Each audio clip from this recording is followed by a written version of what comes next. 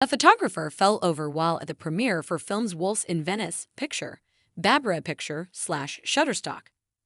George Clooney was a knight in shining armor as he rushed over to help a photographer at Venice Film Festival 2024. The Gravity actor, 63, came to the Pap's rescue after they took a tumble on Sunday during the red carpet for his new film with Brad Pitt, Wolves. George was seen extending an arm to help the photographer back to their feet, while his wife, human rights lawyer Amal, 48, also offered her support. At the premiere, George and Brad looked dapper in back tuxedo as they posed on the red carpet with their respective partners Amal and Ains de Rahman. It was the first time Brad and jewelry designer Ains, 34, have appeared at a Hollywood event together, publicly confirming their romance. Ains wore a Grecian-style one-shoulder-long white dress, while Amal wore a pale yellow gown with a bodice top.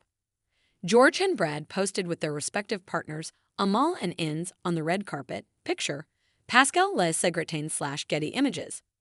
During the Venice Film Festival, George addressed rumors about the salary he received for Apple TV Plus Film Wolves and its lack of a theatrical release, which he described as a bummer. "Yeah, we would have liked that. We wanted it. That's why Brad and I gave some of our salary back to do that," he told reporters at the Wolves press conference in Venice, including Metro.co.uk. It had been previously reported the Hale, Caesar, actor and Brad were being paid more than $35 million, £26,655,496, each to act and co-produce Wolves. By the way, there's a really good reporter, Nicole Sperling, for the New York Times.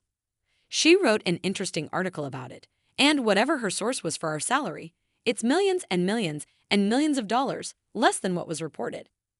George shut down rumors they were being paid $35 million each for the film, picture, David Fisher / Shutterstock.